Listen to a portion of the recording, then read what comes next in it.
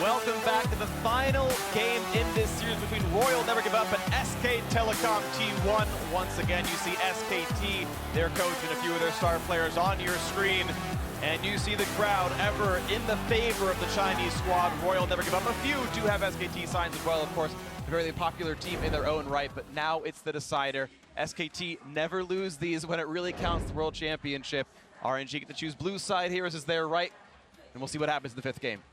Feels like a final. Feels like we're at the grand final because it's all about being clutch. Right now, which team can come up in the clutch? That has been the one little criticism of Uzi's entire career. His play, his highlights, unmatchable. But Game 5 is where this man has largely had a monopoly on those results. One Chinese team, EDG, years ago at MSI, were able to answer SKT in a best of 5 in the fifth game on the world stage. But other than that, it's only been wins for the side of SKT. Yeah, one little criticism that has plagued Uzi his entire career. It's the difference between him having a cupboard full of silver medals or any gold.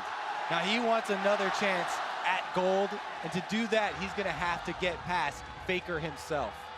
And it's not just Faker anymore who's the prime suspect here of who do you ban out, who do you care about, who are you afraid of on SKT. Bang had a killer performance, and literally that on that Kog'Maw in the previous game, 825 damage per minute. He had like a 300 or so damage per minute difference. He almost doubled what came out of his opposing member. You know, 4/9 of all the kills was absolutely massive in that fourth game. I mean, turn back the clock in 2015, there was no one safer than Bang for Faker to jump onto Lulu duty and for them to build comps around. He has been suspect at best at Worlds 2017. So in an elimination match, for him to step up means there is that supporting crew for Faker's ever-capable shoulders. We have to talk about poise for these guys. I mean, everyone always has the spotlight on Faker, but Bang and Wolf, almost as much tenure as he on this team. That's why they got to be in the intro video right beside him, flanking Faker. They are also champions. There's so many legends on this arena in this game. Of course, Uzi and Faker, two of the biggest ones. It was fun seeing the shot of the stage. There's a lot of large, pictures and ornamentation of some of the best players to play in Worlds throughout the years. We saw Peanut front and center at the very beginning, and it hovered over, and you saw Huni, and you see Uzi on the left-hand side right there. These players still on your screen right here on stage, battling to be the first team into the World Championship final this year. SKT don't miss finals, and they don't lose them when they get there. Royal seemingly collecting silvers constantly, at least Uzi himself, but has to win to get there at least. Now, Royal fans will be emboldened by the fact that in Game 5, this entire series has gone blue side. They are blue side for the deciding Game 5. They can ban Jace for a 5th time, and now it's on SKT. You can see Faker trying to get as much focus as possible. Right now, the spotlight's on the coaches, though, as picks and bans get started. Again, the Galio, Sejuani, Jarvan, all up in the air, circling around, waiting to be traded here. One final ban of the first phase for Royal Never Give Up, and I wonder, are we going to see something Tristana? extra new? Or do they go back to the old style, but with the extra information of what their opponents have played so far this series? Definitely using all of the clock. Draft could hinge on the ban here. Gragas once again banned on blue side. Hoping Both the victories for SKT was with the Gragas, Peanut and Blank picking up 1 each. So the jungle pool being pinched again. So the question is, do you ban away the Jarvan or Sejuani and make that a 1 for something else trade with the Galio on one side, the uncontested Sedge on the other, or something similar? If you ban Tristana, you theoretically get Galio and X, or you're able to look for the jungle matchup, the support matchup. So far, RNG have looked past the Galio. Wherever possible, the Jarvan they took previously is available. Yeah, are they forcing a first pick jungle on the Jarvan? Or no, it goes to the Tristana, so Jarvan Galio, is that the famous combo that SKT get in the decider? Jarvan Galio available. Xayah has been overlooked the entire time, and Rakan banned out earlier.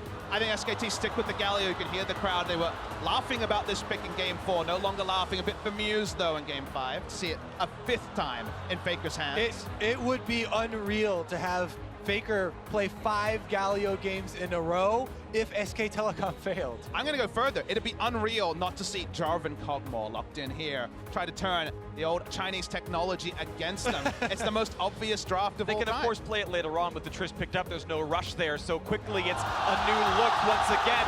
Seeing the same lane matchup 5 times, Xiaohu now brings in the Corki, and the rush to get Let Me a protector in the Shen. And you hear the cheers go up from the Chinese crowd for Xiaohu's Corki.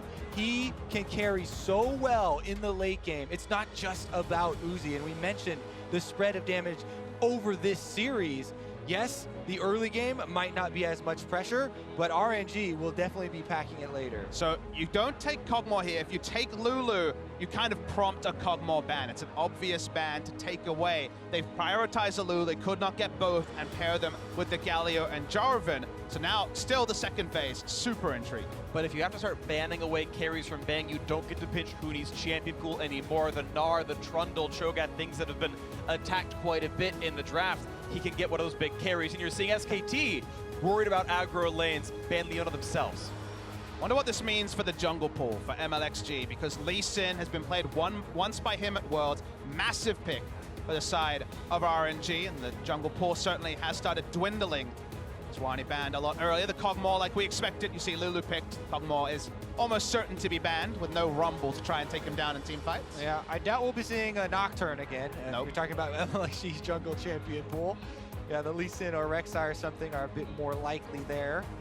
Oh, okay, I'm 100% sure we won't Wow, see the Nocturne again. Nocturne actually comes through as the ban. That is a big shock to me, but it happened all the same. So RNG, what is the final ban? What are they most afraid of Twitch? It's removing hyper carries from Bang, saying, I dare you to find something that you can carry with. And now this is so interesting because a lot of the conventional AD carries are gone. You could go lower damage to an Ashe, for example, if you wanted. Looks like they're going to pick their AD carry last, suggesting perhaps they will go very risky with their AD carry choice. And for a blind pick top laner, Trundle was the pick for them in recent weeks, but the Gnar lane pressure worked for them largely in Game 4. Yeah, and he knows he's going into the Shen, so he knows that it won't be that difficult. You won't get that pressure from something like a Camille, from something like the Rumble lane. We'll see what it comes through. Final rotations now for World Never Give Up. Who's the last round of the draft? They need a jungler. They need a support. Taric worked for them before. They locked it in again. That was a win for them. That was the Vayne game. It's Tristana this time around. SKT, last pick their bot lane. The tier list says it's going to be Xayah. Let's discuss, though, that RNG don't have Force on their lineup. This is a lot harder Taric comp to pull off. The timing of the Cosmic Radiance with no engagement. Lee Sin! I mentioned the Lee Sin. It seemed likely when they held onto it, but a risky choice by RNG. Incredibly risky. We mentioned how difficult it is to play the team fights with the Taric. You're using it effectively, and as Papa said, not a lot of control here. Crowd control specifically from the RNG lineup. Whenever the Taric comp can choose when the fight happens, they choose their engage, they get the first target low, they choose the exact timing. A proactive Cosmic Radiance is one of the scariest abilities in the game, but they are very low on those proactive plays, and reactively, we've seen so many teams trip up with the Taric. I will say that there are a lot of tools around MLXG's Lee Sin to really enable this pick, even more so than usual though. A Shen Stand United could be on top of him when he goes in for an insect play to force that fight. And he can reposition so quickly that the Taric stun can be extended. It does take a very high level of execution to actually pull that off, but if done so correctly, would be spectacular. Here we are into the decider. Bang on the Caitlyn. A little bit of a new look for SK Telecom T1. I don't think a lot of teams saw this champion coming into Worlds, but the Chinese teams popularized it and won with it. And fairly many other squads decided, you know what, you guys are right. This is a smart adaptation. SKT bringing once again a new look into this draft. And MLXG once again on Lee Sin, another champion that people weren't expecting to see much of, but push comes to shove. Backs against the wall now. Match point for either side. Do or die. All the references you want to make. It is this, the final competition for both these teams. One is going home, and one will move on to the finals. Here's game 5. Uzi once again in this seat. Game number 5 on an elimination series. How will he perform under the pressure with the curse living over his head versus some of the most prolific and the most clutch players in all of League of Legends history on SK Telecom. And it's so surreal because you hear the calls of the crowd. They are desperate to see a Chinese team in the final, for Uzi to actually get that big trophy. You hear the crowd cheer. Remember, it's still another best of 5 after this. Being clutch here is so important for Uzi, but there will be an even further requirement for him in a week's time at the Bird's Nest in Beijing. So there's still so much to be done, and yet it feels like right now we have a final of its own. It's because right now is do or die, Yep. as Freak so eloquently puts. All the references, there's plenty of synonyms there, and no one's mind is anywhere but in this game right now. Samsung, WE, not names in their minds. It's all about Bang, Wolf, Faker, Peanut, Huni, Let Me, MLXG, Xiaohu, Uzi, and Ming. These 10 players, the coaches can no longer talk to them. The drafts no longer matter. Execution is all you need. And as minions spawn, RNG gonna go for an invade, try to punish Huni's potential leash. And go back to their side afterwards. It will be a late start though for MLXG. He'll be a few seconds off. As you see, SKT stealing away the Raptors here, getting a bit of experience onto Bang. In particular, only gets one because of the patience range there, and he has to go to lane to get the melee minions. RNG actually went straight to lane, so it might be a level 2 advantage here in the bot lane. Assuredly. I mean, RNG get to shove this early wave in, and they get complete control down here. Shouldn't be difficult for Bang and Wolf to reset off of that tower bounce, though. With the Lulu and Caitlyn, they have very strong advantages here. Now, you talked about the bans of supports, you know, the Leona specifically in Champion Select here, but Taric and Tristana can also apply a tremendous amount of kill pressure. Ming, though, taking a lot of damage on the outside. Not a lot of ways out, he flashed, but it's gonna be Peanut in range! He's gonna get in there with the Ignite, the damage comes through, first blood for Bang! We said one of the only things that they would fear would be Rock's Peanut. Peanut comes down from the red buff to the bottom lane to secure first blood for SKT. Talked about taking away strategies as well. That's MLXGS, one buff into walking all the way down. That is not what you expect conventionally from a Korean jungler min-maxing. This is all about getting in the head of RNG. Has to make the entire trip, walks all the way down. They see RNG pushed up, and Peanut smells his moment. So many things collaborate here to make this possible. SKT, they seemingly for free give away this minion wave push level 1 by going to the Raptors. Yet, all the time, coordinated with Peanut on this Jarvan, a red buff start immediately to the bottom lane to take advantage of an over-pushed lane. And it finds success here in Game 5, the critical moment. One of the few moments maybe there would have been a smiling Peanut, as he's been grimacing almost the entire summer season into Worlds. That was vintage him. Didn't take an Elise pick, didn't take the Nidalee, was banned away in the previous game. But a confidence booster is so important for the jungler of SKT. The first recalls come through in the mid lane. Faker, if he wants to, can TV right back in. Just add some ability power for the wave clear. MLXG is hard farming. He actually went for his own trust as well, something not too often seen in early clears, but a hard farm out of the Lee Sin so far. Level 3 for him, matched by Peanut though. He's also got himself a gank off, so massive props, of course, to the SKT junglers we were mentioning before. Let Me doing his best to play defense up here. Is currently up in farm. Worth noting, he's doing very well for himself, but Shen has been a big champion for him. His ultimates were so good in that first game.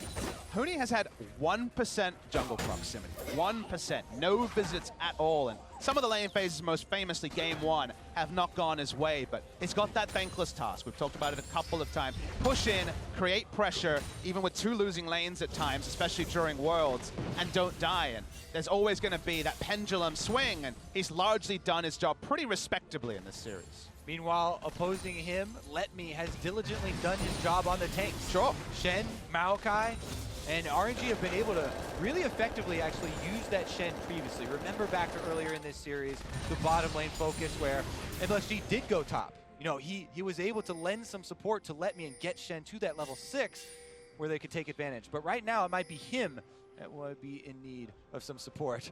Fancy camera work there, though, and he's no longer around the mid lane.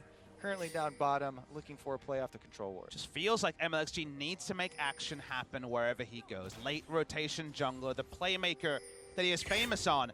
If everything's left equal, I mean, pushing advantage for SKT top and bot lane, although it's pretty even right now as RNG have pushed up, and Galio situationally can clear faster than the Corki. So my eyes are really trained on what MLXG can do as well. Let's first aggressive move. Yeah, lands a slow couple autos, but Galio already on the way down. Faker not far. Doesn't have ulti, but still. Nice tread on Huni, lands the hyper damage, and that will be a control ward cleared away. So now suddenly it's RNG losing vision on this side of the map. It's going to be so much of balance here in the early game about the globals of all these solo laners. As we approach the level 6s for Faker, for Let Me, these cooldowns are tremendously long in the early game, and those are what you base your entire team strategy for that early game around. Jungle paths are determined by these. You know, trades in the top lane like we just saw could very well mean Let Me joining on this bottom side gank, or it fails. We didn't even mention it. Ming has Ignite, so showing a bit of transparency around playing around bot side. That's why you see MLXG once again returning here for the lane game. But SKT pulling back, very respectful. Yeah, no reason to go run headlong into them in front of a minion wave, so gonna play at range. I do want to point out though, despite the Caitlyn pick, and so many times in Worlds we see it be a super lane dominant pick, you knock the turret down, there's nary a lick of damage on the RNG bot lane turret right now. Uzi and Ming, maybe with the Ignite threat, who knows, have been able to keep the lane at equilibrium the whole time. So now I would definitely say that the respect is being paid to that Shen, Stand United post level 6. But you're right, the kill pressure early on of an Ignite Taric Tristana lane that we talked about, definitely keeping them honest. And pressure actually is a very ambiguous term that we use often as casters in League of Legends, but we could simplistically describe a couple of versions here. So one version of pressure does come from kill pressure, and that is from assassins or from skill combinations like we just mentioned, where you can all in and kill the opposing champion. The other form of pressure that we talk about very often is the ability of a champion to clear out the minions in a much quicker fashion, which basically, again, gives that homework to the enemy, as you can see there, to have to clear out before going for one of those rounds. That's why Galio kind of has the best of both worlds, because he instantly clears a minion wave, leaves, and he even has a global to get somewhere faster than you can, so you're always under intense map pressure. Do you call missing every time he wave clears? He's got the wave clear from level 1. So I take your point, Kobe. It is a very nuanced point. We talk about even the map pressure, the ability to push being enough to create pressure on the enemy jungler because the laners can leave first. Seeing both laners on our screen, leaving for now, trying to provide coverage. MLXG one camp away from 6. Peanut, I believe, was seen coming down through the mid lane. Of course, the minion wave wasn't there, so he gets to walk, and now he is seen. He puts the red ward down and says, I'm not going to bother stealing this one. RNG know that information themselves, of course, as well. As the red buff will be grabbed pretty cleanly by MLXG. First level 6 is going to be that RNG jungler. The Peanut you expect not far behind. And then it comes to weird summoner spells. Like Ignite on Taric is something that may never have been played in the entire summer season. It's not what you'd expect. And Exhaust, certainly. Heal has become common. He has the Wind Speaker, so you would have thought heal. But Ignite basically says, wait, you've got a Lee Sin, and your support with a stun has Ignite. You're expecting bot lane pressure, and that probably means that after clearing a wave, Bang walks backwards because he's like, wait, surely the enemy jungler with this Ignite Taric will play around bot side. If that means the turret lasts 3, 4, 5 minutes longer, just a summoner spell choice is enough to create pressure or implied pressure on the SKT bot lane. And the first recalls come through, of course, Bang with more money gets to finish an entire Ninja Tabby, but it's actually still up in farm for Uzi. A pretty safe recall. So often you see a Caitlyn get to dictate when that happens, come in with BS Robert's pickaxe, and it's the same attack damage out of the Tristana. And mid to late game, I think there is a massive power spike that comes out of the Trist, much more so than the Caitlyn gets. I mean, on a simple level, late game, it's one threat, and the one threat is Caitlyn. On the side of SKT, a lot of the nerfs towards Caitlyn were about attack speed, base attack speed. Nerfs into meaning attack speed items give her less rewards. So when it comes to late game fights, Xiaohu on his famous Corki that won them a lot of their way towards their eventual second place runners-ups and that won him his MVP is going to be so pivotal because there's a point where SKT may run out of damage. It's definitely true. You have to take into consideration the theoretical maximum damage output for a backline of Corki Trist, definitely higher. But topside, we actually have some action brewing. Okay, Let Me can get the taunt. He's not going to go for it. He's running out of health instead. So just MLXG gives him a shield. They called that Jarvan and Galli were on the way. Suddenly this could be a 3 versus 2. And Uni looking to go continually forward, wants to find the CC. Instead, they will find alone time with this turret, though. Sweeper misses the ward. Safina's in vision. Flash only lands. Here's the rest of the knockup. They're going to have all the CC they need. MLXG going to drop 2-0 SKT. And Huni, so much pressure on this top side. Now they even get to cut off-let me from the minion wave, and Faker instantly teleports back to mid. Such a big play in the blink of an eye. The fact that he's in a ward doesn't matter. They're going to invest a teleport just to keep the turret health up. It's low, but it will not fall now. And Faker loses no minions in there. People question Huni all year long, ever since he joined this SK Telecom version. He's stuck to his style of high pressure, playing forward on the map, drawing extra resources away. And as you talked about earlier, Papa Smithy, he only got 1% jungle pressure from his own team. It's doubled now! I mean, he's kind of had a thankless task in summer. Spring season, he comes in. First game was Maokai. He played a lot of Poppy. He looked great. He fit in. In summer season, halfway through the season, as we look over a bit of a replay here, his only wins were on Cassiopeia top, Lucian top, a bit of AD Cannon. He wasn't playing the meta champions. He can play the Gnar. He showed it in his victory over Khan in the LCK final, the only game that SKT won. He does play to the beat of his own drum, and I love that SKT, with no Antara, have to embrace that, and all their strategies around a pressure top laner, something that Huni uniquely provides, and Antara does not. And one of my favorite stats is the Huni style, of, regardless of champion, is effective. On Cho'Gath, the average, past halfway mark for first 15 minutes, forward percentage is 30% of the time. They'll be across the halfway point. Huni's Cho'Gath forward percentage is 50%. And Huni has had to reinvent himself a bit here with Jace banned permanently. He hasn't played the Trundle once. You think about what a Huni champion looks like, and you think, what about Cho'Gath, the big blind-picked mid laner of this tournament? It doesn't work for Huni because it doesn't have turret-killing pressure. You need to either gank Huni and allow SKT to make plays on the bot side, or Huni needs to be able to take down turrets while the enemy team reacts. It looks like the top lane should be falling on this one. No one's quite in range to stop him. Xiaohu was sent to handle the 1v1, but a little bit, not enough time really had, and Huni will get the solo kill on first turret of the game. SKT up 2,000. Gonna walk over a trap here and reveal himself, so SKT know what's on the way. Damage onto Wolf, but it doesn't matter. MLXG so far ineffective on this Lee Sin pick. It's been Peanut been able to actually get a gank off on this, and now we got to fight into the mid lane. Let me puts on the dodge time, and now Xiaohu gonna find himself a duel against Huni, but he's got to be careful. Peanut is around. A lot of burst damage. He's almost gonna take him. One rocket, but the damage reduction of the Galio saves Huni's life. Single-digit HP means that Gnar does not fall down. It was a lane swap by RNG to try to have the Corki answer Gnar. Ranged auto attacker alike in the top side. Shannon mid lane. That would have been a big punishment, a way back into the game for RNG. It does not happen. Faker saves another teammate, applying the damage reduction for the last rocket. Meanwhile, down bottom lane, Ocean Drake taken up.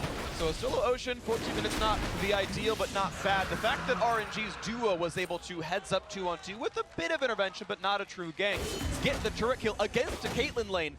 No one gives first turret against the Caitlyn lane. RNG did, so the strengths on different sides. Uzi and Huni, the two major forces. The turret health was high, but they knew that all the members of SKT were top side. There was no backup for SKT while MLXG was bot side. They couldn't know that he was taking down the Ocean Drake. They had to respect, they backed away. It's nice to pick up the turret, answering turret for RNG. And you talk about the 2 points of power, Freak. Just a little fun fact here, Huni was at 3 HP from that last engagement. So they hit points of power. That point of power, was 3 HP from falling over. He attacked one extra time with his Cole, got 3 life unhit, lived through Xiaohu. And while the early game has gone good for SKT, they don't have the inevitability of mid to late game fight Lulu Kog'Maw. It is Caitlyn this time. Caitlyn, after the big debut with WE with the Janna Caitlyn lanes, has not found any real success subsequent to that. Gnar is going to go for a DPS build, but there's no guarantee that if this game stays around the 2,000 to 5,000 gold mark in 10, 15 minutes time, SKT can win team fights. Yeah, you definitely have to run it through the team fight simulator here. Theoretical damage output of a Corki Tristana is amazing. However, there is higher disruption on SK Telecom's side. So if the front line can play well enough to disrupt the auto attacks and the damage output, then it could be similar. Here we go on the bottom side, though. Let me into target. Dude puts in the dodge. He buys a lot of time, but here comes the rest of the squad. Wolf is here. The taunt to buy some time, but Peanut can walk away. SKT, 3 unanswered kills. That was really strong. Even through the dodge field, able to pick him up. They'll summon the Rift Tower, force RNG to react bot side, and Faker's just leaving open, trying to wave clear around the mid lane. Baker feels like he's constantly trying to put out fires across the map, but Look at the another one burning on top. Flash kicked him into the wall, and all of the rest of the damage is there. Huni, of course, the standard build doesn't have any resistances yet, and they knew their limits. MLXG hoping to get this first turret, but here comes Faker. They've got to walk away. No turret taken down. Faker keeps moving around. Second charge on the Rift Herald. Difficult to return to a chunked out bot lane inner turret, so not necessarily going to be a big factor. Very nice execution on the top side. If that was the second kill onto Huni, that 3 HP hadn't have been there the previous time, that would have definitely been a psychological blow to Huni, but giving up his life there and keeping up his summoners is decent. 2,500 still the lead for SKT. He can still feel good about this one. The fact that he got first turret gold means he's still ahead of his opponent in lane. Uzi hoping to find something to do. Xiaohu forced to run away as well from Faker. And pressure in all these lanes. Something else that RNG really like to do with Xiaohu on this Corki is have him on the side lane and split pushing. So, you know, we'll get another look at Let Me here on Shen as he gets dove, ending up being a 3 versus 1, but it starts out with just Faker and Peanut doing most of the work. Then Wolf comes in, he adds the wild growth just for good measure. Huni had half a rage bar, so there was a chance if this wasn't instantly executed that he turns around, but the flash kick takes away any time to react. A single auto attack in the air without a flash may have been enough for the transform. Very nice punishment by RNG. I think he was actually in the middle, but I started hearing the sound, but as he leaped, the bounced off, he got the rage. You normally transform in a crunch as that goes in, and those few seconds, all they needed. Exactly. You consider one more auto attack connects because of the time to close from the Lee Sin. The transform probably happens. Maybe there's a trade kill, but good investment of the flash picks up the proactive play for RNG. And again, the point we were talking about earlier, the difference between what you expect and what you got out of Caitlyn. Absolute value almost the same, but that's not how this game works right now. So Bang working back from a deficit. The real trough comes at 2 items. I think right now should be, of course, not too bad for Caitlyn. But from this point onwards, Uzi gets more and more powerful than Bang. And I love the fact that Kobe talked about the disruption factor for SKT, because a perfect fight where RNG have the Cosmic Radiance going and then they free hit with it, they will probably win. And I think that will consistently be the trend. But there's so many different ways to force positioning, to bait out something like that big ultimate from Ming, where suddenly it doesn't matter how much damage you have if Let Me and MLXG die and there's no front line for the 280 carries to DPS behind. The execution here for the next 5 minutes are critical because, as we've seen with the stats for Caitlyn, you know, she does drop off with the attack speed nerfs that you're talking about later, Freak. And we've seen so many of the teams stall out with the pushing, but SKT are keeping up the pressure, trying to get that bottom secondary turret. I think he might have known that MLG had no flash, but still a flash to get away. Didn't want to get knocked up, but quick dodge out by Let Me, but SKT able to get their 3rd turret now of the game as bot lane 2-2 follows RNG only just getting top lane outer. Being able to run back, he's got a Lulu near him, put some damage on towards Uzi. Meanwhile, as we talked about before, the Trinity Force Corki. RNG love to have Xiao who's split pushing, and now once again making quick work of this top turret, even though they sacrifice on the bottom side and Let Me on Shen is unable to deal with the multiple members of SKT down there. RNG are trading some gold and trying to fuel their later game carries. And never lose sight of when the Baron is spawning against a Ardent Sensor turret, able to really reapply that in an AoE and force down a fast Baron. So even on simple levels, you think conventionally, hey, you're gonna get a Mountain Drake, you're jungling around the right side, you have the right side of control by controlling bot side for SKT. The Baron pressure of this Ardent Sensor turret at 20 minutes is immense. It truly is, because all of the champions on RNG also very successfully utilize that Ardent Sensor buff. That's one of those times where the Ardent Sensor gold value of this item will actually be like 9,000 gold. Yeah. This is one of the very best ones for what I'm actually glad RNG didn't go for this kind of composition. And we'll see if they can make that happen here. Of course, SKT though still with the lead from their early plays, but taking back some disadvantages in other spots as Peanut now moved over to his Mountain Drake. At the moment where the Galio mid is a comfortable one, he can just lazily walk over to the Baron and make sure nothing's going to happen there to stop the setup, stop the control wards from being too advanced. So tanky that he's happy to face check away. RNG trying to keep that pressure on top side while sacrificing this dragon. They really want more gold. Gold to fuel these carries. And yes, they would love to have a Mountain Drake to really put more threat on a Taric Baron, but if they can get the items onto the Corki and Tristana, that's what they're looking to try and really bridge this gap. Looks like they respect that Lulu better in duels right now than Taric, which makes sense. Taric much more of a team fighter, all area of effects around that champion. You saw that Bang is able to push Uzi away despite the momentary deficit. The fact that Uzi has a completed static shift, but no IE done for Bang. Certainly a difference in what would be power in a fight. Bang's able to control the lane though, and not take too much damage. One of those things though, where SKT have a lot of delay. Caitlyn wave clear with a ship, Galio. A lot of globals to bail them out if there's a proactive move. But the delay is not necessarily towards a better moment for SKT in team fights, and that's why RNG, they don't want to opt into this, but they have largely been a team to just have Uzi pushing out minion waves, hit 3-4 items, and then abuse how strong, or embrace how strong their team fighting has been. So for now, SKT happy with the pace of the game. See the continued push. As SKT now answering the mid lane, and no one's going to stop them. They got the rest of the team to go away, and it's now 4-2 in turrets. SKT pushing farther ahead. 3,000 now the lead. Cost of having Corki in the side lane, no teleport ward for him to be able to get in there, and obviously a Corki teleport. Yeah. Situational at best, so doesn't mean they give away the free objective. And LXG now forced to go towards what tank stats he can, getting himself Knight's Vow, but with not a lot of durability, honestly. He can be cut down in a fight now, looking at the next shot towards Bang. Good damage up, but here Xiaohu getting him down almost! The barrier and the wild growth both keep him alive. Two really big cooldowns there, and the pressure mounting for RNG as they collapse around mid lane. Will Peanut be left alone? He is, but he dodges a stun. It means he's able to walk away. That could have been a dive if not for the quick fingers and the juke away. Still 3-4 in turrets. The lead is SKT's 2,500, but moments of pushing now for RNG.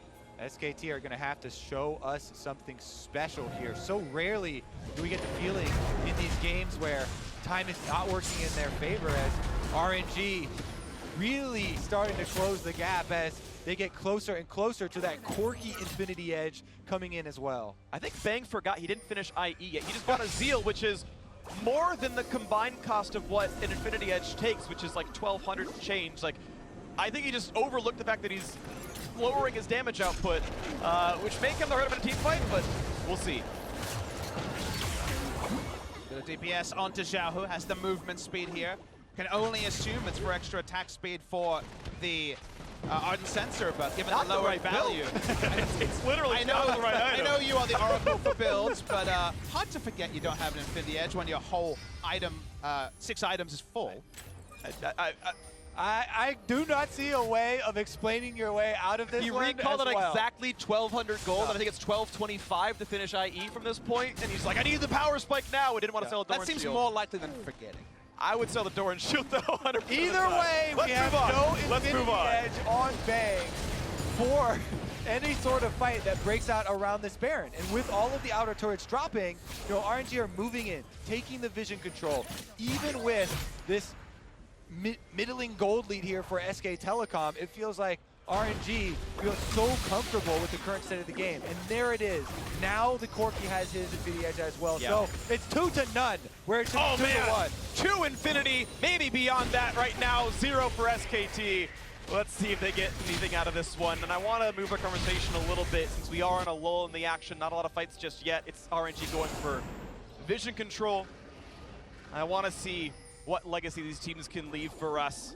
Uzi's been in 2 World Finals. Sadly for him, he's lost in both of them. Faker's been in 3. If RNG win this, Uzi gets to tie that mark at being in 3 finals himself. Maybe this will be the one that he wins, but you can kind of tell the tension is there.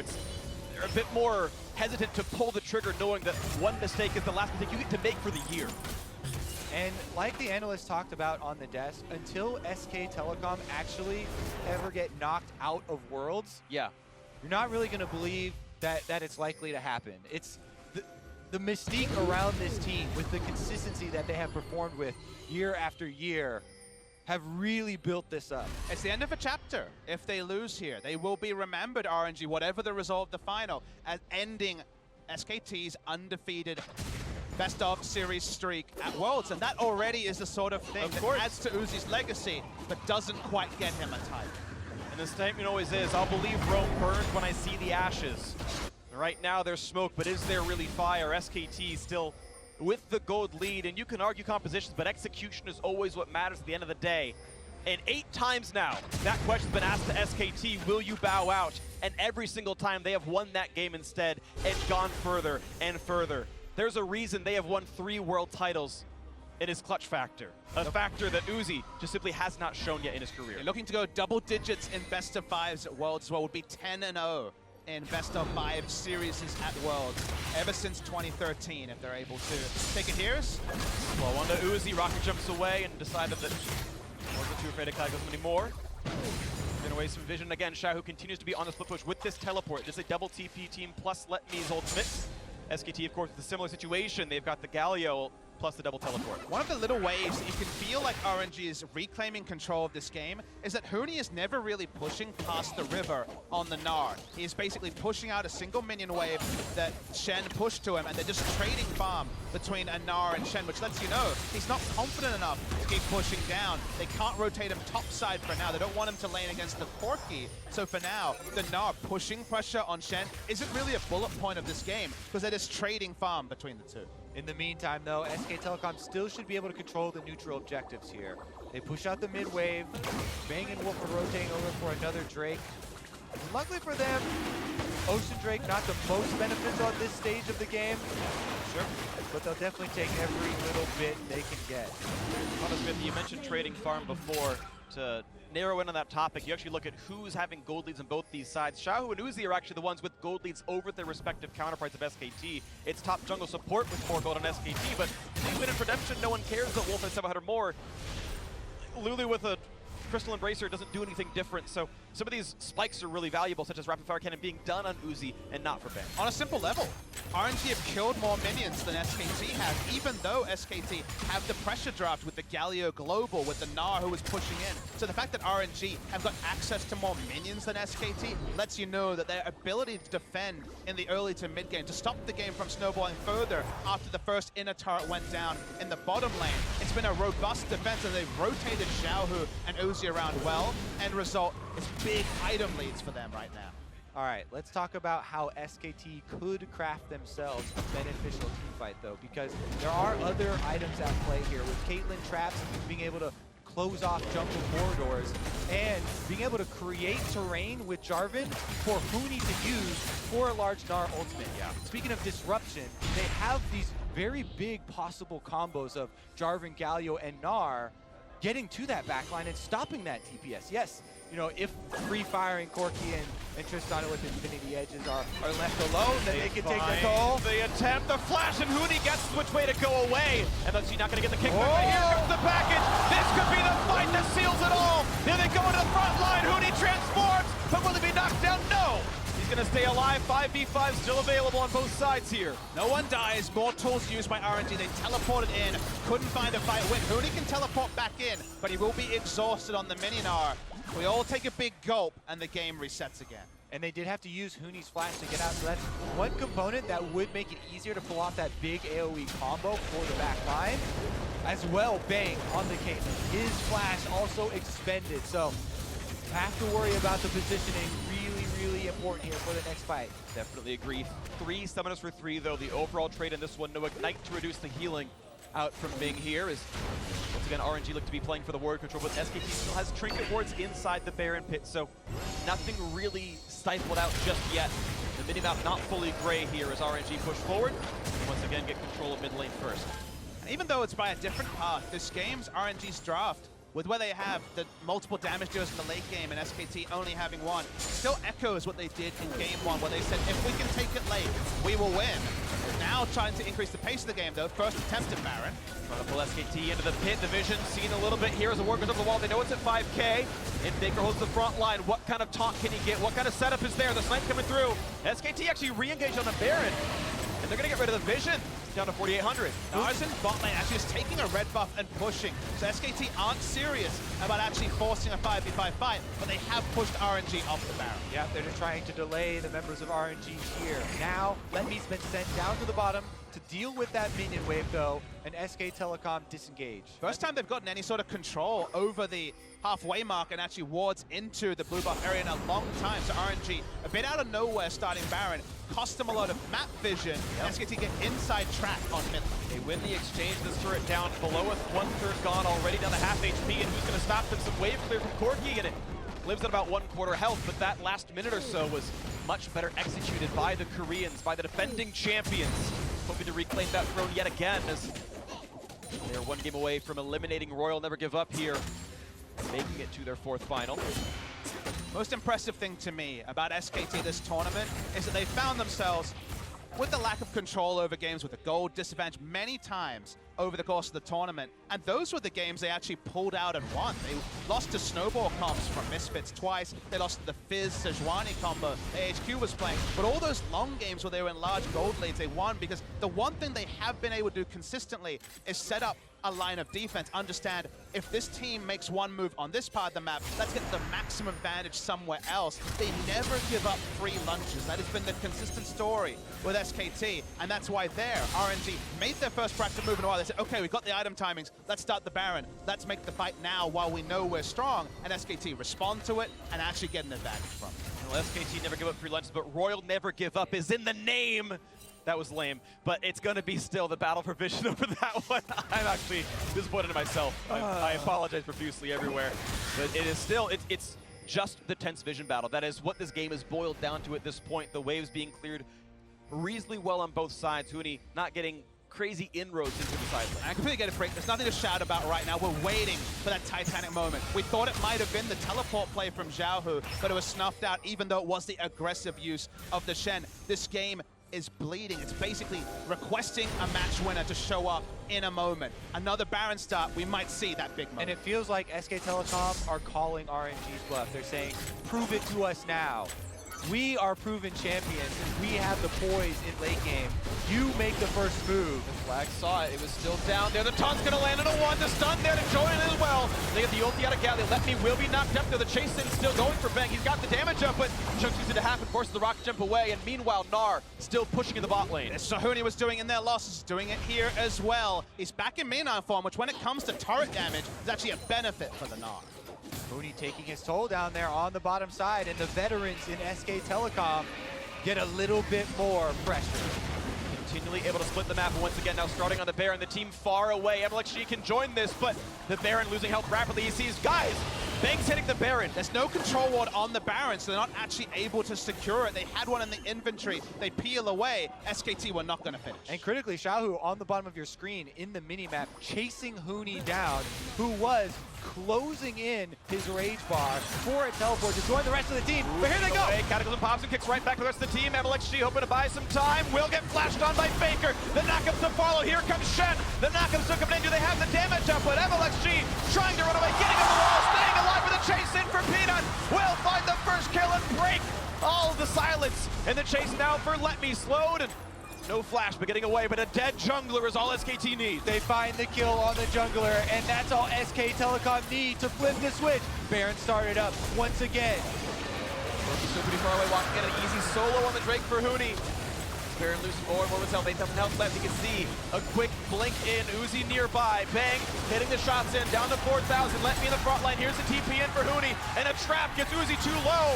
Royal Never Give Up, gonna forfeit the Baron. The spike comes through, and now it might be too late for Xiaohu. Flashing away, hitting the blue for a bit of move speed, but his health bar's running low, and Faker will shut him down. SKT was so reliable on the defense that RNG got angsty. They thought something had to give. It was SKT that were actually able to pick up the important pick. The one time they actually had control over the Baron area. Nerves of steel for SK Telecom, and it pays off with a jungle pick into Baron buff and opening up the RNG base. 35 seconds till Xiaohu is back. This should be an easy push at the very start. So the question is, what do they go for? Is it inhibitor and more or inhibitor and back? And they look to be positioning a bit forward here, but they will see Smith's point, take the win that they can get, and let the respawns happen. A lot of Baron buff duration. They have a backup win condition spawning in the Elder Dragon. They picked up 3 stacks on that as well. No need to get greedy. We're going to be able to finish the game with Justana alive. SK Telecom so confident in this front line, able to find the pick there in the critical moment to open up game number 5. And let's take another look at MLXG here on the attempted escape. Yeah, he doesn't flash. He doesn't flash, but in previous areas, this would have been fine for him to go for aggressive vision. SKT were not defending the Baron area that aggressively. This time they do, and Peanut just about finishes the kill.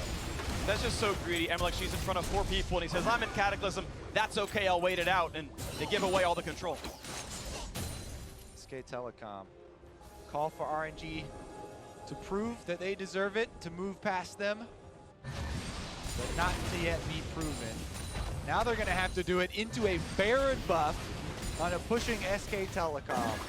Open mid lane here has already been destroyed. Super minions will soon be making their way to RNG's base. And a bunch of purple minions will be making their way to the bottom of the base. Yes, they are. And as they continue marching on down, it's a source of gold for RNG, but a source of consternation, knowing that if their base falls, their hopes are over. And we rewind. What were we saying? RNG with the double Infinity Edge carries, they just wanted to team fight. SKT got their advantages without even starting a team fight. A pick was all they needed. Now they roll in with the long-range Caitlyn, trying to take a second inhibitor turret. The only thing they wanted to avoid was a fight. And so many times Galio looked to be going aggressively. We knew it was just to allow the Gnar to split push. SKT does not want a 5v5. What's the next play? Onto the bot lane they are. The traps from Caitlyn making re-engaging difficult. Let Me blocks the shot. And the siege can continue. Huni walking up, the rest of the team doing the similar. Cannon shoots away at this turret. Say what you want about the nerf DPS of Caitlyn in team fights, but her tower siege is still premier here. Caitlyn traps basically nullify the opportunities for engagements, and the range destroys the turret. With the turret gone, that means there's no engage to be had for RNG. To back off of this one, a nice knockback means there's no taunt on Uzi. Look at the next one is Xiao, who actually cleanses away with the QSS. The inhibitor is gone, and now there should no longer be a fight that RNG wants. SKT able to get the clean second inhibitor take with the siege. And we also come back to drop. We said MLXG is on the Lee Sin. They do not have true engage on this team. With MLXG's flash down, even when he buffers a Q onto a front line and you think, oh, is this going to be the insect play? The reliability without the flash is not there. Put down the traps, have the Galio put up his big W taunt, and then take down objectives. The crowd is roaring. They are cheering for RNG. How are they going to fight a 5v5 fight when SKT has spent 37 minutes denying a 5v5 fight? Well, with 2 inhibitors down, there's not a lot of territory for RNG to work with anymore. They've got so much minion clearing duty ahead of them. Every 30 seconds is going to seem like a lifetime as the double stacked super minions will be buffing each other up when mid lane meets bottom lane at the Nexus turrets. It does allow gold to keep flooding in. Uziana lead currently over Bang on this one, but the siege continues. The overall team gold, of course, much higher for the South Koreans, looking for top lane tier 2 now. Faker able to tank up these shots so easily. Even if the theoretical damage is higher, Faker's real tankiness just the highest in this game. It's never going to get access to the Caitlyn. It can't walk up and actually stop the turrets going down. Faker, maybe he's taking damage. It's hard to tell at this point. Yeah, can take 3 turret shots for just a Lulu shield. Gets harder from there when you have block it, redemption, and everything else. Bang again, putting some shots down, gets a couple hundred health off of Let Me. Maybe it's worth just trying to kill Gnar quickly, but even that's so difficult right now with Branduin's complete. Turret's falling low. Faker pushed away, but yeah, the shot's still coming in. The turret's tanked up, and this will be turret number 8 for SK Telecom T1. They've doubled the score of RNG in that regard. And the SK Telecom war machine slowly creeps forward. Bang places another line of traps. The super minions are inside of the base, and RNG's options are running out. Snaps up, auto's ready. Faker again holding the front line. Ming burns Locket to block it. That seems a bit excessive, but wants to be full HP for that one. Let Me take a couple of shots as well. Maybe a taunt onto the tank here. Let Me is going to be pulled in. The taunt zone, dodge zone gone. And not a lot of damage for this one. Minion wave in mid, starting to be pushed in. Minion wave in bot lane as well. RNG have good wave clear. They can rotate around and stop the economic victory coming through from the minions pushing in. But otherwise, they're just basically watching, hoping for a miracle from this man, from MLXG. He's found out the Warhop's ways. The lockable shots come out from Bang though as well, and Ming's at 2/3 health. Red buff goes once again, 2 in a row to Bang, stolen away from RNG's jungle. And well, there's an Elder Dragon waiting on the other side of this wall. It looks like there is no chance for RNG to stop this. They will get mid-control for a moment and not much more. A 4-stack Elder Dragon going to SKT. He has to respect Faker. Spike comes in. Huni goes for the Mega Gnar. The triple stun. Here's the follow-through. It's going to be 2 already. And into the back lane goes Let Me. Cannot kill off Wolf, though, as the Chinese members are falling left and right. Uzi on the run. Peanut here to follow soon. jumps forward, finds the dunk to flash away, but it's a 3v5. Can you win this fight and make it down to 2? This could be the death now. Uzi trying to kite from Huni. Oh. It's not gonna happen. That's 4, that's gonna be 5, that's the ace. And the legend of SK Telecom will not die today.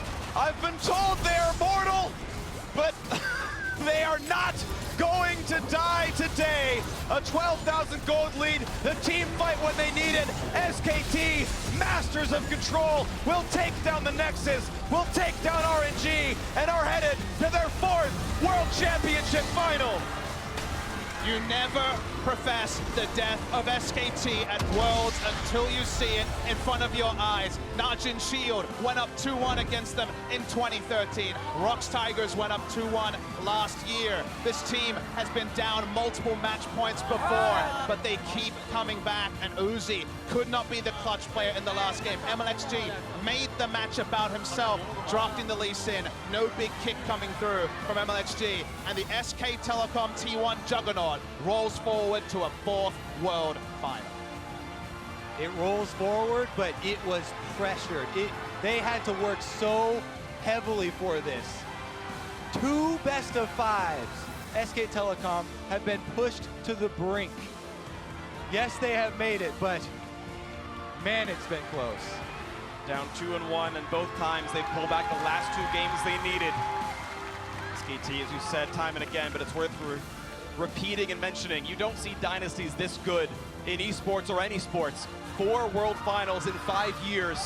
Could be 4 titles in 5 years as well. The team so happy. Peanut came in and was the clutch member needed. So often we've talked about the substitute jungle situation with this team. You know, Banky and Blank, now Blank and Peanut. And yet, as one of them gets subbed out, the other one always comes in to save the day. Peanut smile, definitely a bit of a ray of sunshine after all his depression. Assistant coach Rapidstar on the screen again. And to your point, Freak, we use very flowery terms when we talk about SKT's dominance. Odyssey, other Greek mythology words. The era of, the chapter of. The chapter is still being written. We are still seeing it. There was a chance for it to be closed today, and maybe a new one spring eternal next year. But the chapter and the resilience of this team, for Peanut to come in and be as good as he was, dictated 2 in Game 4, strong in Game 5. Suddenly, they've got another selection headache on their hands, but it's not which jungler is less bad. It's which weapon do they want to unleash in Game 1 of the World Final, because Peanut looked a lot better. That level 2 gank was vintage Rox Peanut, just at the right time. The level 2 gank, the catch on MLXG by the Baron that allowed them to break the entire game open. Well, a great win by SKT. To their 4th final they will go. And now to hear more about that series clinching win, let's send it down to our analysts. Thank you very much, gentlemen. We went the full 5, but SK Telecom T1 once again show us why they are the best team in the world, winning 2 straight to push themselves to a 4th consecutive finals. And for RNG and fans here at home in China, disappointment strikes as they realize how close they were to taking down the defending champions. Did you know SKT's last 4 best-of-5s at Worlds have gone to 5 games? And they've won every single one of them. Like, the way they adapt throughout the series, and this is the scrappiest I have ever seen SKT play. The gymnastics they had to do in pick ban throughout the entire series here, into the way that they played around Huni's split pushing so much in these last moments. Like, they keep proving why they are the best. I mean, it feels like it started out like a boxcar race, and then it was like this beautiful car at the very start of Worlds. And as it's gone further downhill, like a wheel's popped off, the windshield cracked open. Still rolling, baby. Exactly. Yeah. Flames are coming off the back of it.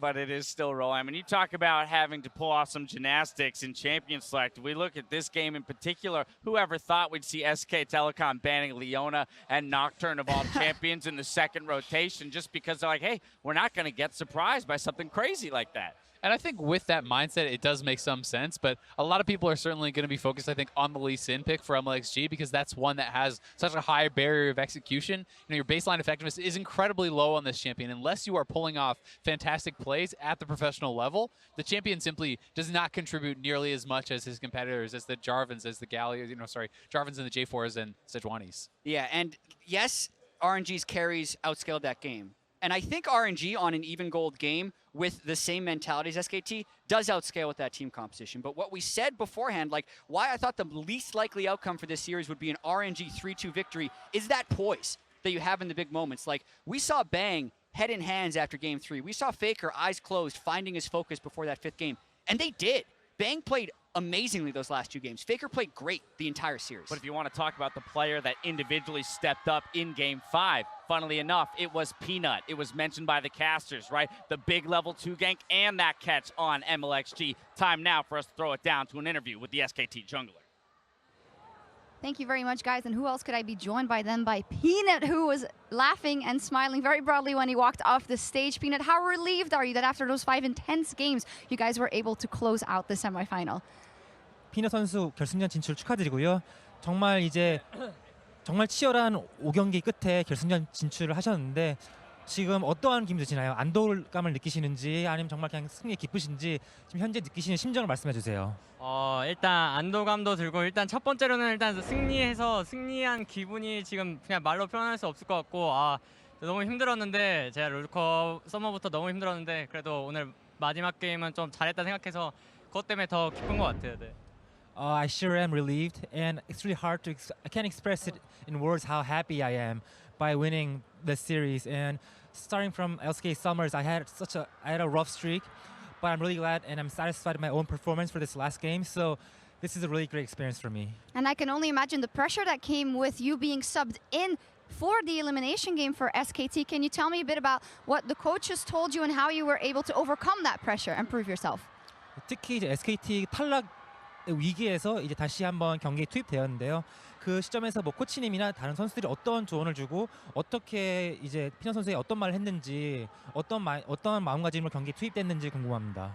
일단 조언은 너무 여러 가지로 많이 들어서 그냥 조언들은 진짜 많이 들었고요. 그냥 마인드는 제가 항상 선발로 나와서 항상 경기 임할 때 좀 경기할 때 부담감이 됐던 거는 그냥 교체 당할 것 같다. 그냥 교체라는 생각에 엄청 게임할 때 영향이 많이 끼쳤는데 오늘은 제가 선발이 아니고 서브로 가서 서브로 나오니까 그 부담감이 없어서 좀 잘 된 것 같아요. So I got a lot of advice from my coach and my teammates, but I think I had a different mindset because usually when I play as a starter, I'm worried that it might get subbed out at some point. But since I was subbed in this time, I could just fully focus in the series. You were saying it yourself, had kind of a rough patch in summer and maybe also in this tournament. So I remember you from MSI being smiling all the time and it was kind of the Peanut show. So how is your confidence now going into that all-important last match and that World Championship final? 이제 피너 선수가 이제 LCK 서머부터 살짝 좀 다소 부진하는 시기를 보냈다고 말씀하셨는데 사실 이제 MSI 때는 피너 선수 항상 웃고 정말 즐거웠고 MSI 최고의 스타 선수였잖아요. 근데 이제 이번 준결승 통해서 어떤 자신감을 가지고 결승전에 임할 수 있는지 말씀해 주세요. 일단 오늘 마지막 5세트를 계속 생각하면서 결승전 임하면 그래도 또 자신감이랑 진짜 약간 자신감을 더 찾은 것 같아요. 저는 계속 있었다고 생각하는데 그냥 없던 자신감도 다시 생긴 오늘 5경기였던 것 같아요. 네. So I think through Game 5 today, I regained my confidence fully, and I'm gonna keep on replaying this Game 5 in my head and keep this momentum going on, and my confidence and morality really high going to the finals. All right, fantastic. Well, we'll see you there. Thank you very much, and congratulations once again, Peanuts. Back over to you guys.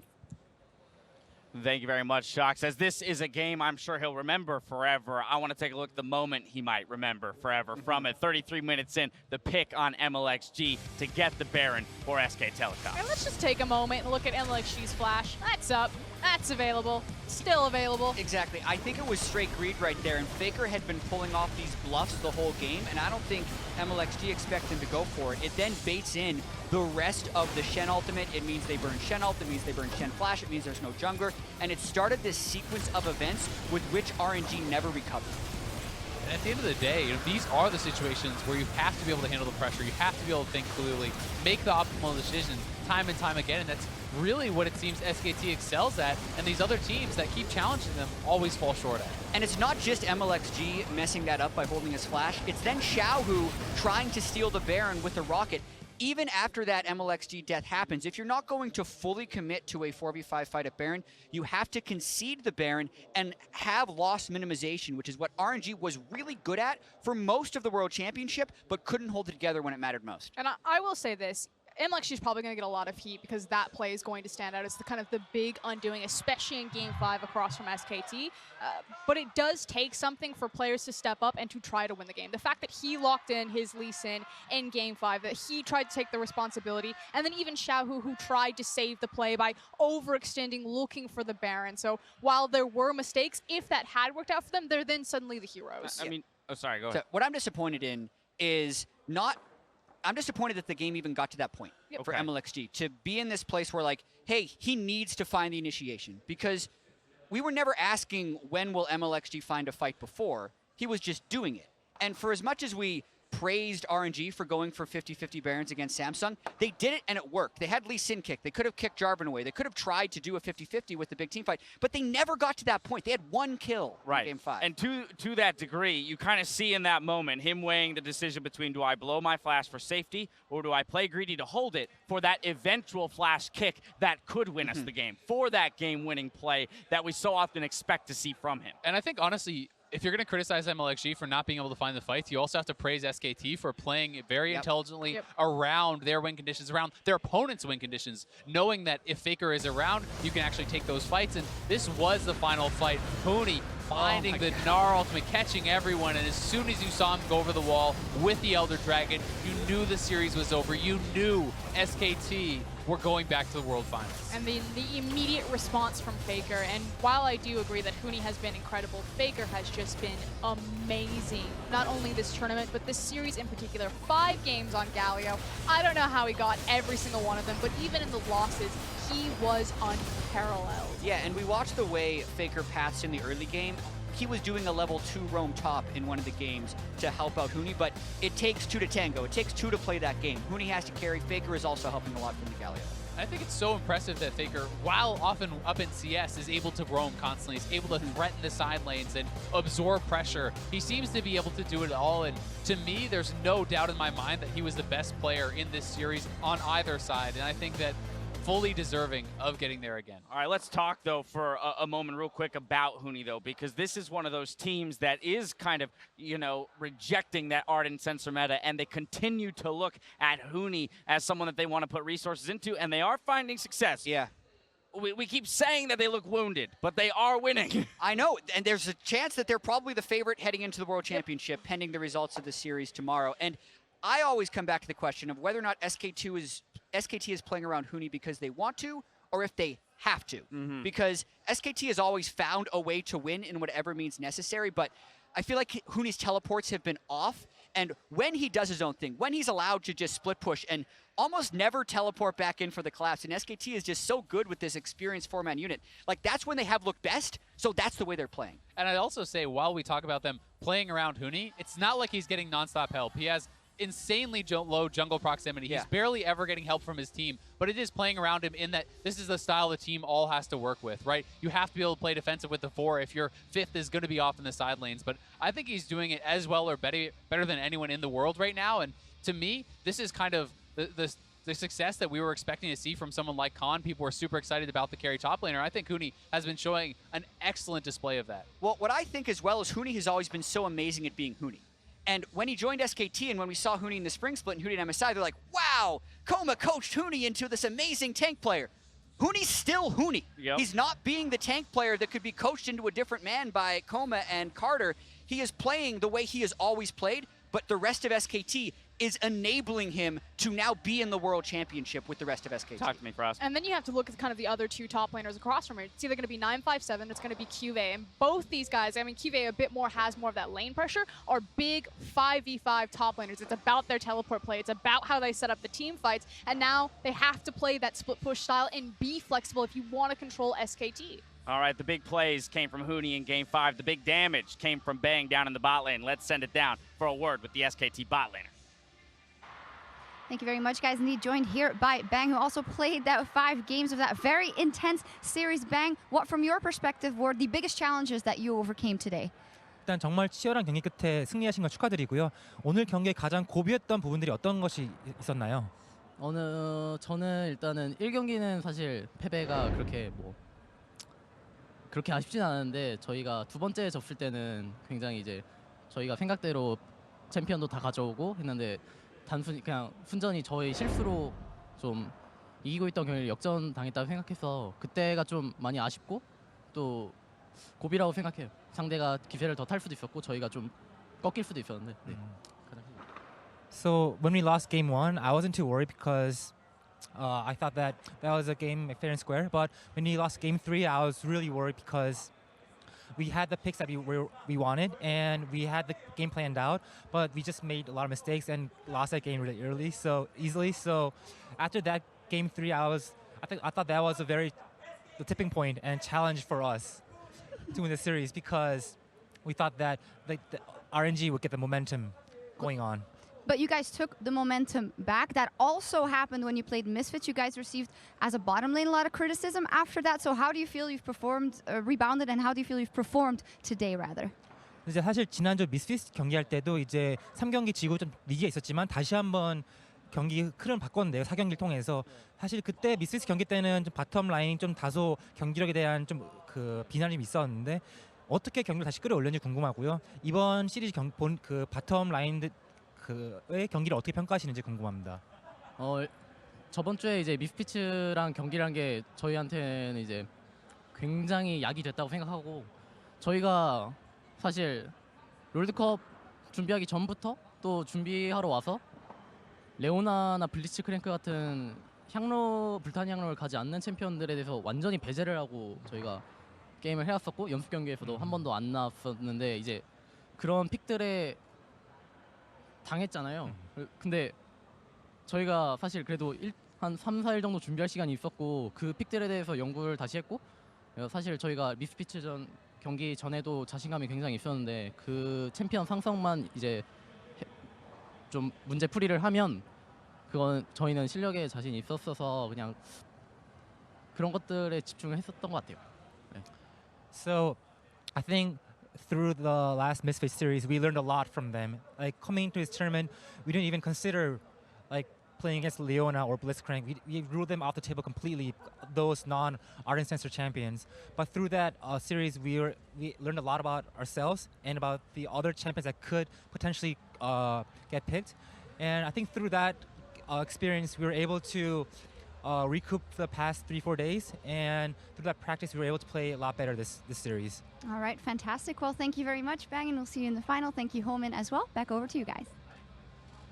Thank you, Shocks. A nod to Misfits there and what they were able to do against SKT in terms of making them rethink their approach to the game. I think, again, as we talk about how challenged SKT has looked at the different stages through this world specifically, to some degree, it also reminds you again how powerful a team they are when they do absorb that information, turn around and use it for themselves. I mean, that was always the question, is what kind of form are SKT going to look like in 1 week's time? We talk about how they constantly are ramping up during tournaments, and you know, they absorb your powers, they learn from you, and then they execute on them better. So RNG, Misfits in the regards. And I also realized what a crazy road this 5-game series was, because they took a lot from Misfits, right? They hadn't been playing necessarily meta. Galio, J4, Lulu, Caitlyn, Gnar.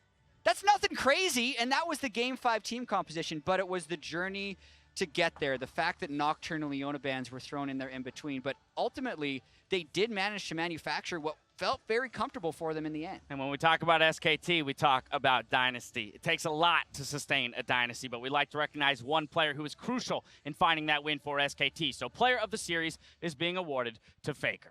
Shocker. I mean, he is the Dynasty at this point. Let's be honest. This guy, one of the most impressive things about it is not only his incredibly long-term success, it's the fact that every iteration of SKT is built around him. He is always the focal point. He is always the star. And it seems like there's no sign of them slowing down. And when you're going to find all of that success, why not build around Faker? I mean, there was games where this guy was ganking top, mid, and bottom all within 5 minutes. Only one champion portrait necessary for this graphic. Normally, we're trying to cram like 3 different photos in there. Nope, not today. I haven't verified this, but I feel like that's the first time someone's played the same champion all 5 games of Best of 5 at Worlds. It might. That's a totally unverified stat. Take it as you will. There's just gotta be no way. With the way series adapt so much, like you do also have to call into question the fact that RNG gave him Galio in all 5 games? Like, were all of those other bans always necessary? You have to wonder a little bit. For sure, Well, but they'll but- be wondering too. I mean, at the same time, you know, if you look at it, if this is a SKT lost series, which it very well could have been, people Then would you're be like, gonna flame Coma why for would picking you be Galio." picking Galio? Why do you put the best Yeah. player in the world on Galio? So it's very hard, and you can look at it both ways. It's kind of damned if you do, damned if you don't with Faker, because he can play everything, and he can play everything at the highest level. I mean, I think the thing about Galio, though, is it just allows Faker to do everything. I almost wouldn't rather have him on any other champion. Like, he can absorb any sort of pressure in the mid lane. He can gank everywhere around the map. He's running double teleport. Like, that guy was everywhere doing everything that his team needed. It allows him to do everything. He's done everything. Let's toss it down to Shox one more time to speak with SKT's mid laner. Thank you very much. I am here with Faker, who has just been crowned player of the series after 5 games on Galio. Nonetheless, how do you reflect on your own performance today? 페이커 선수 갈리오를 5경기나 하고 결국 이제 시리즈 MVP로 뽑혔습니다. 본인의 경기를 이번 경기를 어떻게 평가하시나요? 네, 오늘 좀 갈리오로 실수가 많긴 했는데 제가 또 워낙 갈리오를 잘하다 보니까 받을 줄 알고 있었는데 뭐 크게 놀랍진 않은 것 같아요. So I did make some mistakes, but I was well aware of how good I am with the Galio. So I was actually expecting to receive the player of the series. So I'm not too surprised. Not surprised. So there you go.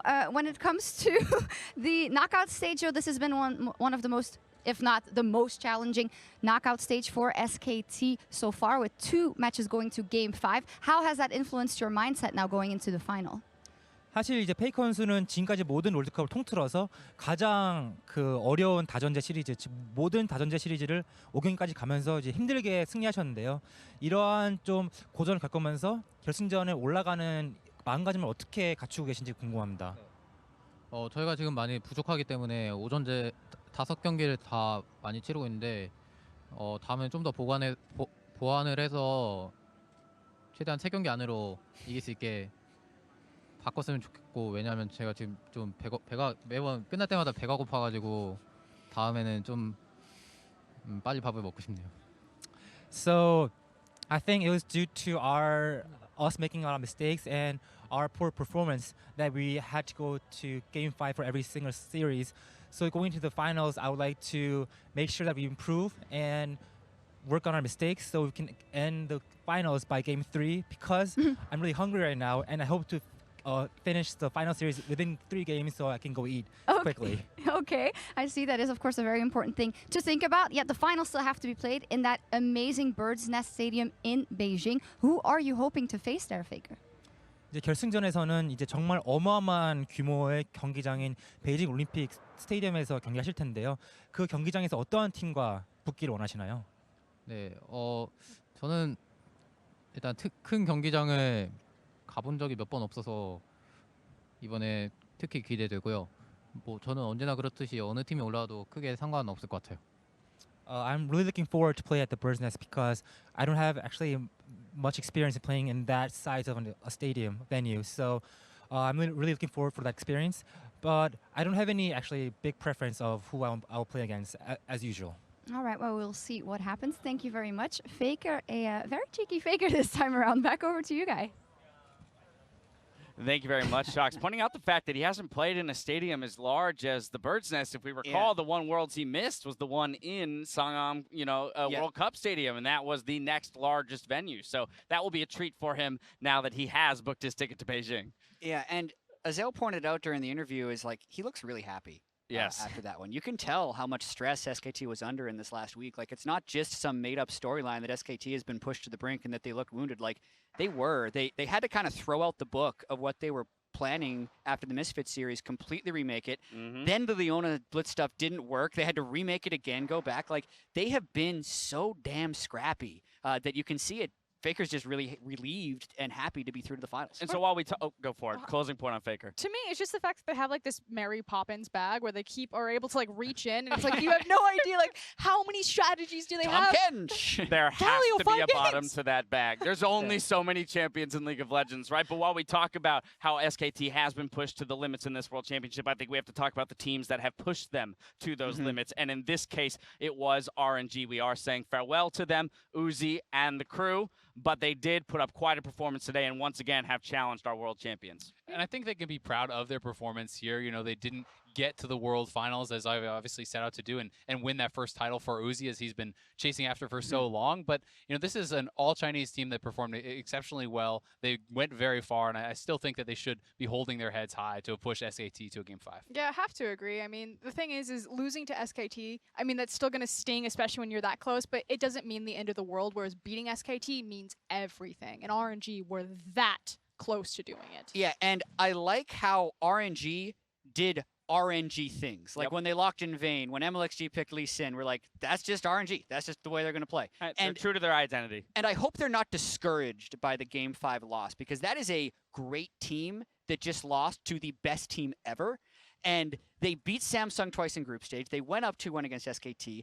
Ming was a rookie this split. Like, as long as they keep grinding, I think they will have a chance next year to make it to the final. Couldn't say it better myself. Now, as we close out the day, let's pull up the bracket. SKT return to another World Final as they look to defend their championship title in Beijing. And now we just need to see who will meet them at the Bird's Nest, Samsung Galaxy or Team WE. Let's talk about this matchup real briefly. I mean, to me, this is the ultimate 50-50. The LPL teams have never been afraid from Samsung Galaxy. We faced them quite extensively at Rift Rivals, and Samsung like to team fight, WE like to team fight. To me, this is two juggernauts ramming into each other. And it's going to be super exciting because, while Samsung showed a lot of weaknesses in groups, they did lose those 2 games to RNG. They looked so much better in the quarterfinals, and their adaptation, their preparation, I think, was a strong point. And we saw that C9 used preparation well against WE, though they fell short. So I think it's going to be an exciting series, and a lot, to me, will come down to the draft. Yeah, and I feel like unlike last year where we had the SKT Rocks that were like clearly the 2 best teams of the tournament playing in semifinals before finals,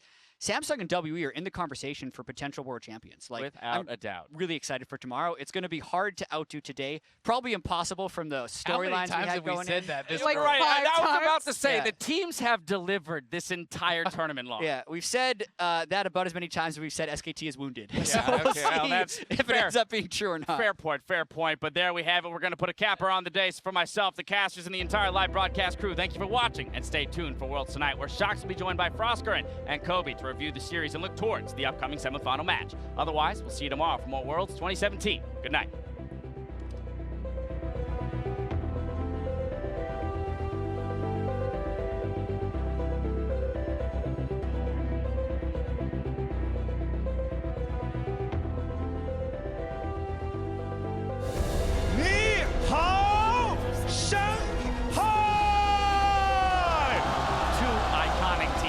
Telecom T1 and Royal Never Give Up, taking to the stage for our first semi-final. We were here just a year ago to watch these teams 2 battle. He gets the slow. Here comes the chase, lands the kill.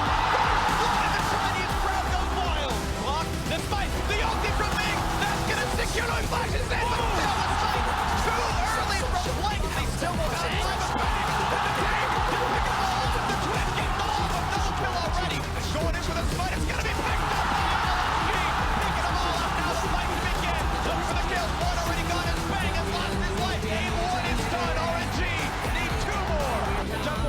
Deadly Venom maybe taking him down. Letty on the chase as well. Faker going towards the turret. Trying to shout over the... 这个飞得更大一个，小心小心！ The chase into the turret. The take goes, but he's trying to find the cut, but no kills coming across. Will they get some more kills? Uzi tops it up to flash forward. The body slam is in.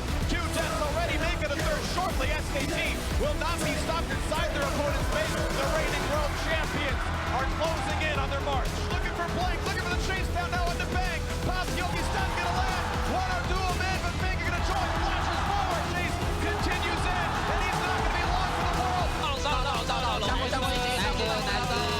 Stopping him, will knock from the mid lane and stop for Uzi and himself. And Wolf is gonna be skinned as well. RNG are a single game away from making history. Goes the knock and there are no more spells to land. A couple of hits and getting himself around. 야 이거 톡톡톡 이거. 아 오케이. 끝났어. Without a carry, this could be the game just now. The flash forward, they found the second and double for the Godfall. SKT bring us the game.